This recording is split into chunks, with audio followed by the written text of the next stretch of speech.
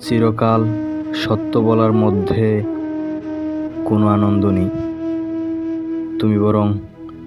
তুমি বরং একটা মিথ্যা বলো।